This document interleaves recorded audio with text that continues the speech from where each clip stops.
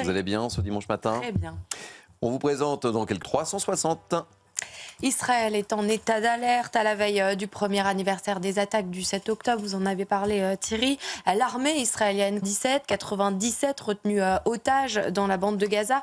On va écouter le témoignage d'une mère de famille. Son fils, Matan, 24 ans, a été enlevé au Festival Nova par des terroristes.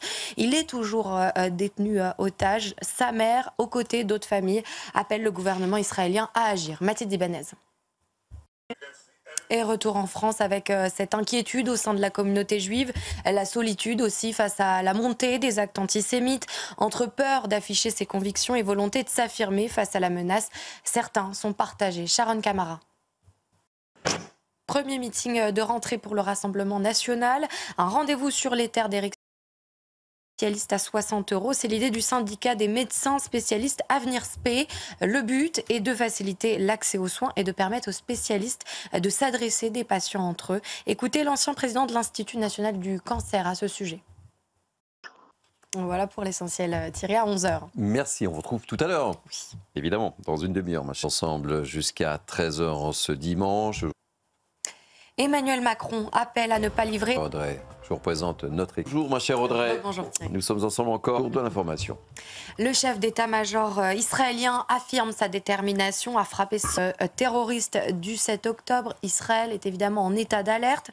On va rejoindre tout de suite Régine Delfour en direct de Tel Aviv. Régine, demain ce sera donc le 7. Quel est le programme en Israël pour commémorer ce terrible anniversaire, Régine ? C'est Stéphanie Roux qui est derrière la caméra. Et on va se rendre justement dans le kibboutz de Be'eri. Le 7 octobre au matin, plus de 100 personnes ont été tuées dans ce kibboutz. Alors un an après, des survivants tentent tout de même de redonner vie à ce village meurtri. On voit ça avec Barbara Durand.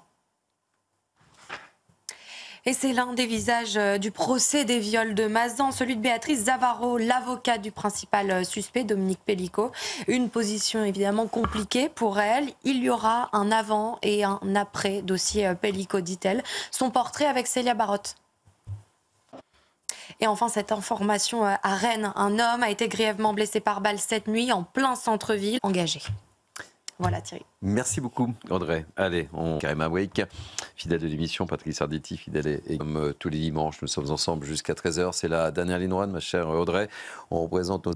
En Israël, sécurité renforcée pour le 7 octobre. Toujours avec nous depuis le début de cette émission, Naïm Fadel. Si. Et les messages contradictoires. Les messages contradictoires sont un formidable appel d'air aussi. Il faut. Et malheureusement, Ce que vient de dire Patrice, avec ce qu'on a entendu tout à l'heure, le slogan grave, c'est le lendemain. Il a appelé par exemple Mélenchon le lendemain. Demi News Oui. Week-end. On les rallume dans une heure. Dans une heure, hein, on vous retrouve dans une heure pour 180 minutes info. Audrey, on ne se quitte pas le dimanche. Nous sommes ensemble jusqu'à 17 h.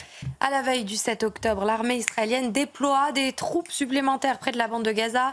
Tsahal a annoncé du 7 octobre. Le Hamas, le lundi 7 octobre 2023, a attaqué Israël.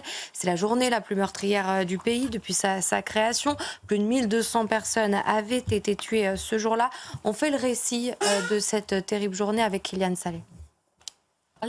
Des narcomicides, qu'est-ce que c'est? Ce sont des règlements de compte sur fond de trafic de drogue. C'est un terme utilisé par la justice marseillaise.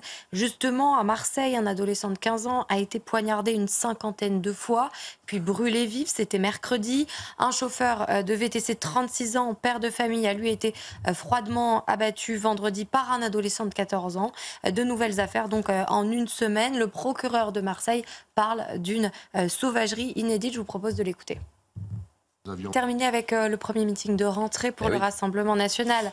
Un rendez-vous donc... On décryptera avec nos invités. On donne l'information. Oui, on débute avec cette information qui vient d'arriver. Une attaque à l'arme à feu a eu lieu à Birché. On est toujours avec Karima Wake. Petit n'est pas là.